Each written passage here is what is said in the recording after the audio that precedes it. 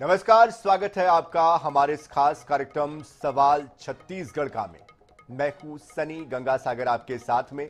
नक्सल मोर्चे पर जवानों को लगातार कामयाबी मिल रही है। आए दिन नक्सलियों के बड़े कैडर के आत्मसमर्पण की खबरें भी आ रही हैं। इसके पीछे की वजह है सरकार की प्रभावशाली पुनर्वास नीति, विकास का रोड मैप और नक्सलियों के लिए जारी की गई मार्च 2026 की डेडलाइन। आज एक बार फिर से कांकेर के अंतागढ़ में 21 नक्सलियों ने सरेंडर किया है और इसीलिए आज का हमारा विषय है डेडलाइन का डर, लगातार सरेंडर।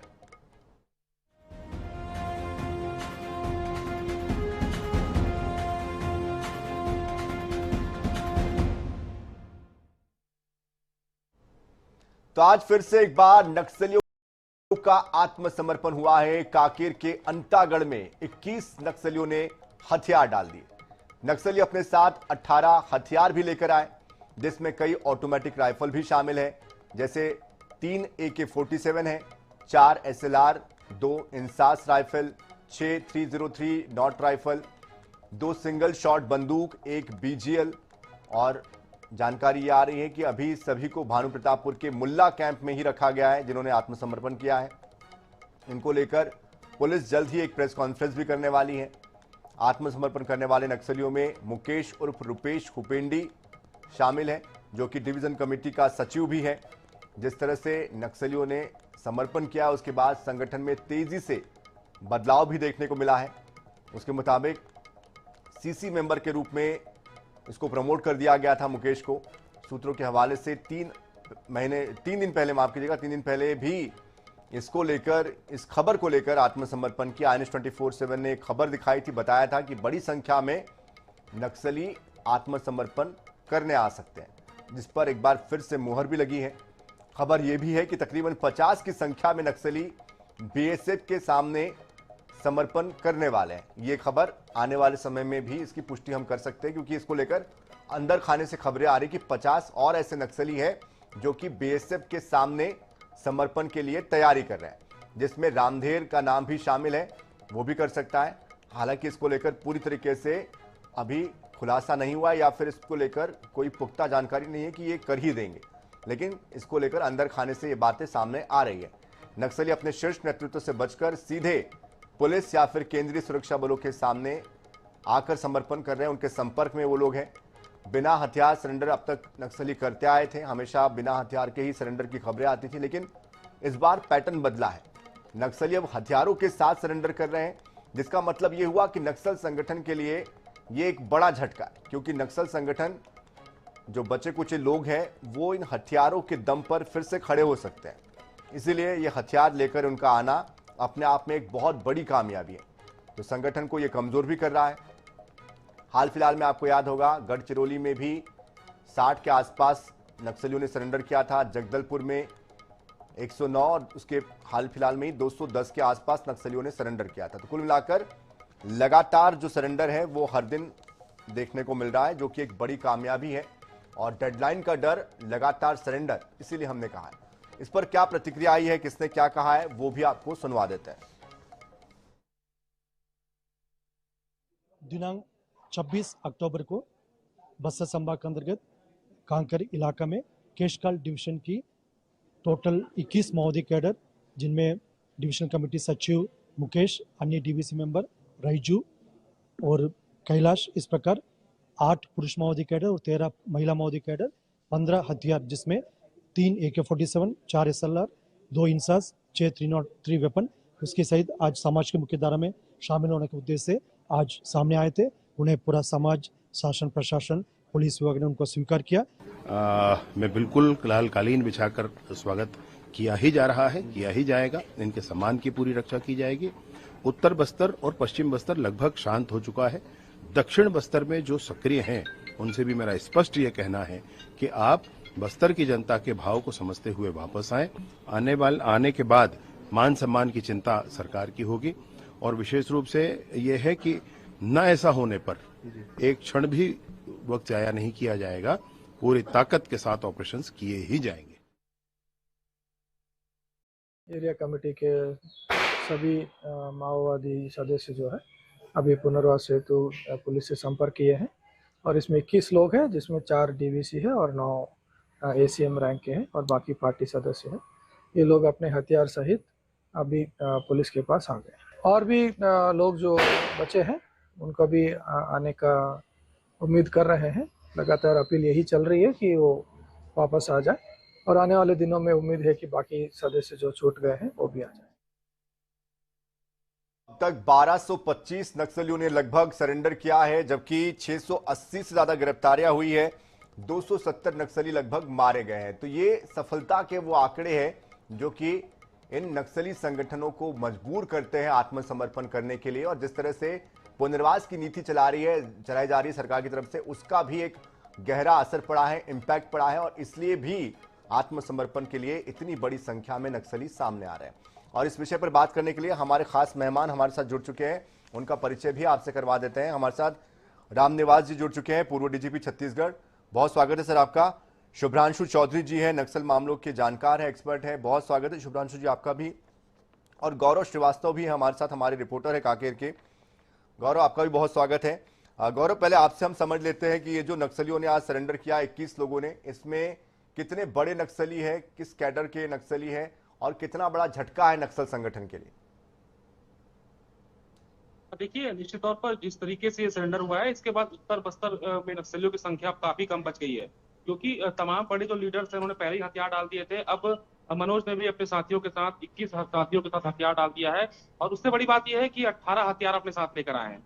बीते कुछ दिनों में जितने भी आत्मसमर्पण हुए हैं, उसमें सबसे महत्वपूर्ण बात यह है कि नक्सली केवल समर्पण नहीं कर रहे हैं, बल्कि हथियारों के साथ समर्पण कर रहे हैं। हाल ही में केंद्रीय गृह मंत्री अमित शाह भी बस्तर पहुंचे थे। उनके बस्तर दौरे के बाद अचानक से पुलिस की जो रणनीति है उसमें बदलाव देखने को मिला है। पहले लगातार इनकाउंटर्स हो रहे थे, लेकिन अब केंद्रीय सुरक्षा बल हो चाहे पुलिस हो, सभी का ध्यान सरेंडर की तरफ ज्यादा है।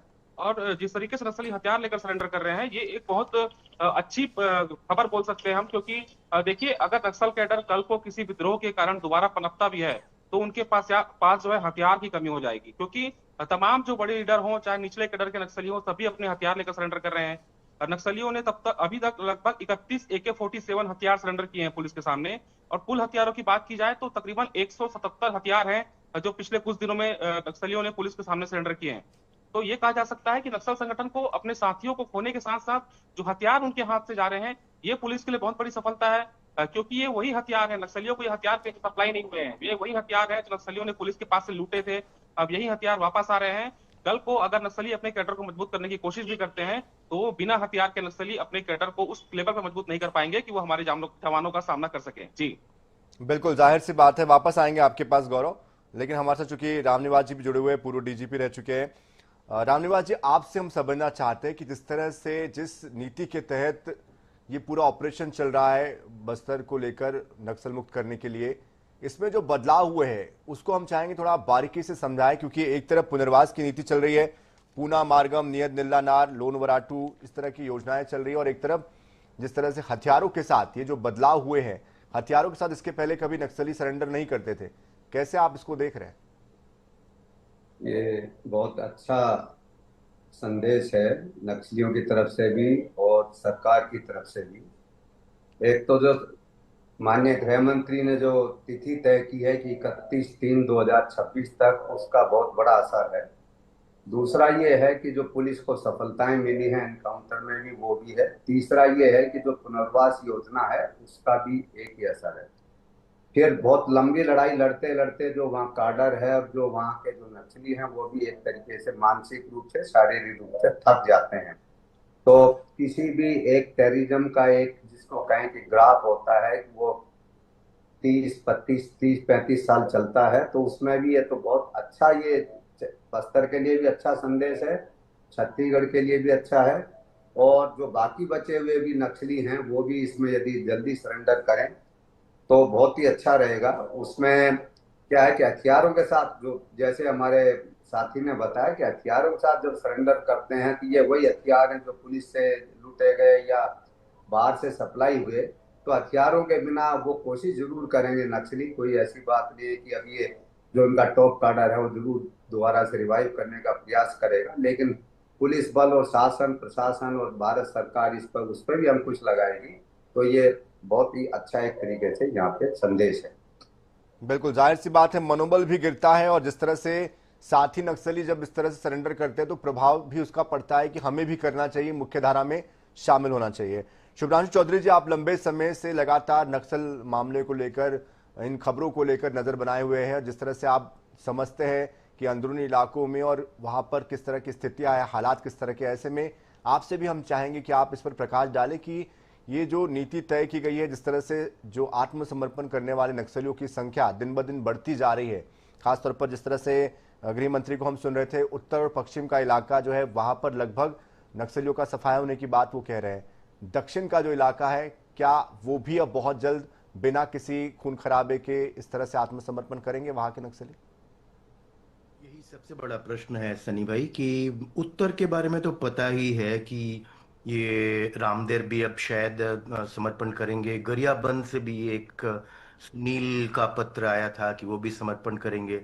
पर दक्षिण और योजना की बात आपने जो कही ना कि दक्षिण के लोग भी अगर, दक्षिण बस्तर के लोग भी अगर समर्पण करें तो अगले 6 महीने में लड़ाई कम होगी। पर जैसा कि आपको मालूम है कि जो सलवा जुडूम आंदोलन चला था वो दक्षिण में ही हुआ था, बीजापुर, सुकमा, दंतेवाड़ा, और वहां से बहुत सारे लोग विस्थापित होकर आंध्र और तेलंगाना में गए थे। मेरी लगातार बातचीत चल रही है जो कि दक्षिण के अभी भी जो आत्मसमर्पण नहीं कर रहे हैं उनके साथ में, उनका ये कहना है कि देखिए, जिन्होंने बंदूक नहीं उठाया, जो कि विस्थापित होकर आंध्र और तेलंगाना में रह रहे हैं, उसके प्रति छत्तीसगढ़ सरकार का रवैया आप देखिए। तो ये हमको बेवकूफ बनाने के लिए ये सब नीति वीति की बात कर रहे हैं। दरअसल हमारे लिए कुछ नहीं करेंगे, हमको उन पर विश्वास नहीं है। ये लोग लगातार फॉरेस्ट राइट्स एक्ट और पेसा इनकी बात कर रहे हैं। वो ये भी कहते हैं कि अभी national commission of schedule tribe ने भी कहा है कि फॉरेस्ट राइट्स एक्ट का उपयोग करके, उसकी एक विशेष धारा का उपयोग करके जो आंध्र और तेलंगाना में विस्थापित हैं उनका पुनर्वास किया जा सकता है। अबुझमाड़ जैसी जगह है, वहां पे जो पीवीटीजी हैं, अति पिछड़े वनवासी समूह हैं, उनको हैबिटेट राइट दिया जा सकता है। पर सरकार इन सब योजना पर कोई बात नहीं कर रही है। और ये सब बात हो तो दक्षिण के लोग भी सरेंडर कर सकते हैं। उस दिशा में सरकार ने अच्छी पहल की है। 3 बातें जो रुपेश के साथ में इन्होंने मानी, वो बहुत बड़ा कदम था। उसको ये थोड़ा सा और आगे बढ़ाने की जरूरत है।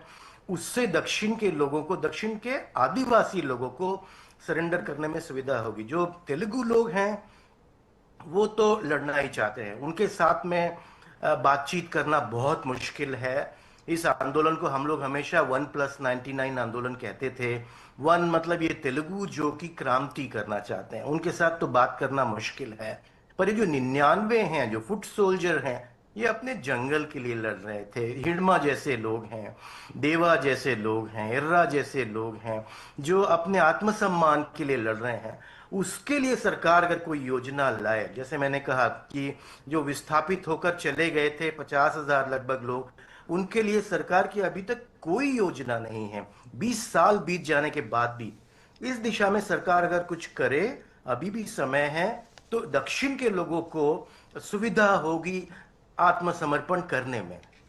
लेकिन यहाँ शुभ्रांशु जी, आपसे मैं ये भी समझना चाह रहा हूँ कि जैसे आप कह रहे हैं कि योजना नहीं है, लेकिन कई योजनाएं शासन की चल रही है। Poona Margam, near निल्लानार, loan Varratu, PM Awas Yojana, और इसके अलावा स्किल डेवलपमेंट को लेकर आत्मसमर्पण के तुरंत बाद 50,000 रुपए की आर्थिक सहायता, स्किल डेवलपमेंट और अन्य जो सुविधाएं हैं वो सरकार दे रही है। और शायद इसका ही एक प्रभाव है, जो इतनी संख्या में नक्सली आ रहे हैं। इसी साल की बात करें तो 1225 से ज्यादा नक्सलियों ने अब तक सरेंडर किया है।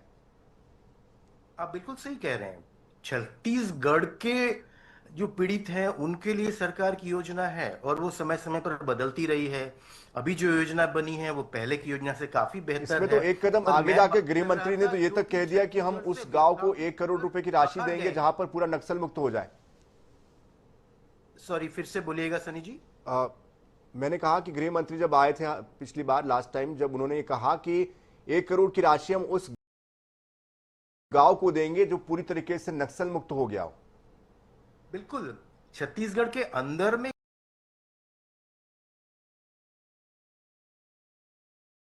काफी योजनाएं बनी हैं। आपने जो 3-4 नाम लिया, मैं जिक्र कर रहा था उन छत्तीसगढ़ियों का जो छत्तीसगढ़ में नहीं रहते हैं, वो भी छत्तीसगढ़ के नागरिक हैं, और इसी हिंसा के कारण वो भागकर आंध्र प्रदेश तेलंगाना में गए हैं, और वो दक्षिण बस्तर के लोग थे, और दक्षिण बस्तर के लोग आज आत्मसमर्पण नहीं कर रहे हैं। तो वो ये प्रश्न उठा रहे हैं, कई सारे प्रश्न उठा रहे हैं। उनमें से एक प्रश्न ये है कि देखिए, जिन्होंने बंदूक नहीं उठाया, हमने तो बंदूक उठाया सरकार के खिलाफ, जिन्होंने बंदूक नहीं उठाया, जो विस्थापित होकर आंध्र और तेलंगाना में आज कुत्ते बिल्ली की तरह रह रहे हैं, क्योंकि आंध्र और तेलंगाना उनको भगाना चाहता है, लेकिन छत्तीसगढ़ उनको एक्सेप्ट नहीं कर रहा है, उनकी कोई योजना नहीं है, वो आएंगे तो उनको क्या मिलेगा कुछ पता नहीं है।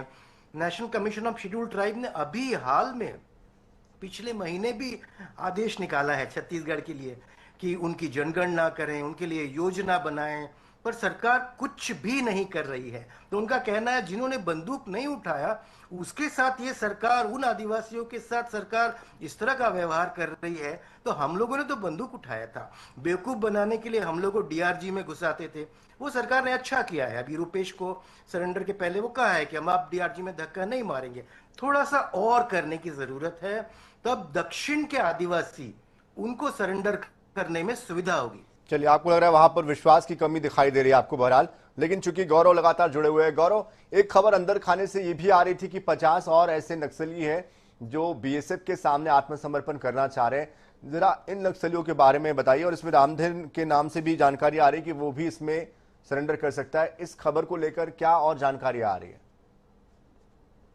देखिए सनी, पिछले 3 से 4 दिनों से खबरें सामने आ रही हैं कि तकरीबन 50 नक्सलियों की एक टीम है जो बहुत जल्द बीएसएफ के सामने सरेंडर कर सकती है, लेकिन इस पूरे मामले को बहुत ज्यादा गोपनीय रखा गया है, क्योंकि सूचना ये भी है कि इस टीम में उत्तर बस्तर का इकलौता सीसी मेंबर रामधेड़ हो सकता है, और यही वजह है कि इस विषय में पिछले 4 दिनों से खबरें जरूर छन के आई है, लेकिन अभी तक कुछ भी स्पष्ट नहीं किया गया है।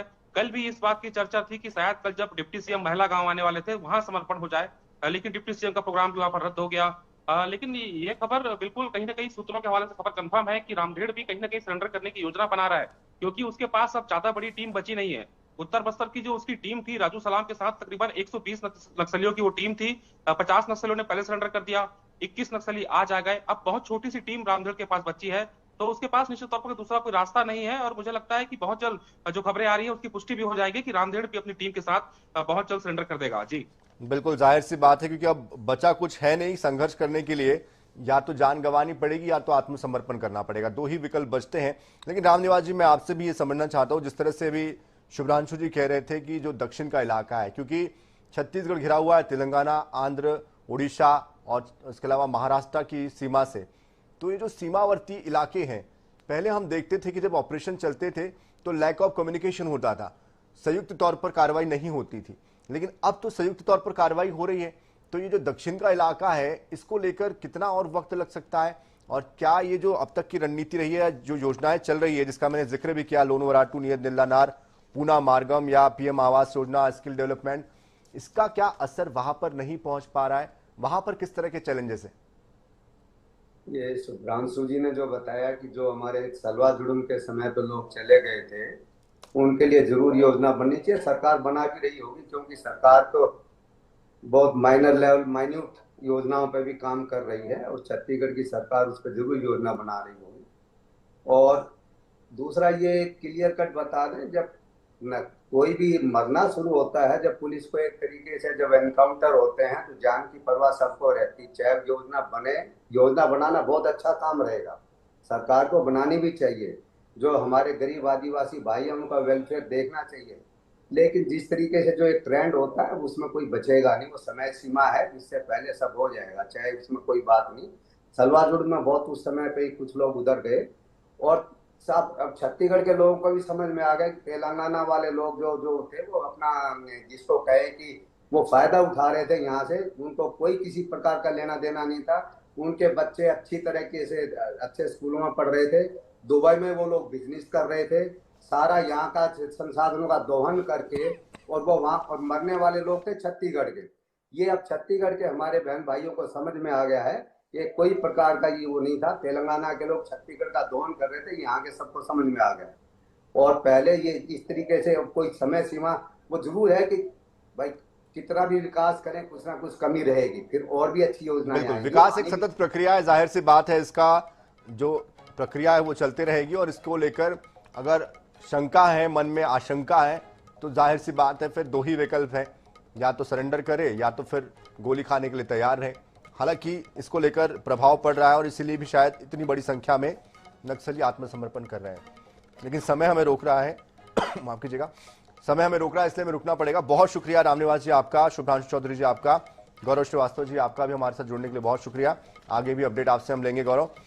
तो जिस तरह से डेडलाइन का डर है वो जमीन पर दिखाई दे रहा है और शायद यही वजह है कि चाहे वो पश्चिम बस्तर हो या उत्तर बस्तर हो और बचा हुआ दक्षिण बस्तर हो, वहां पर भी अब बहुत जल्द सफलता मिलेगी, क्योंकि कहीं ना कहीं जिस संगठन की रीढ़ हथियार हुआ करते थे, उनके लड़ाके हुआ करते थे, अब वो उनके साथ नहीं है। ऐसे में अब उनको ये बात तो स्पष्ट हो चुकी है कि अब हमारे साथ में जो हमारी ताकत थी वो ताकत जा चुकी है और बचे कुछ जो लोग हैं वो भी अब उनको छोड़ने को तैयार हैं।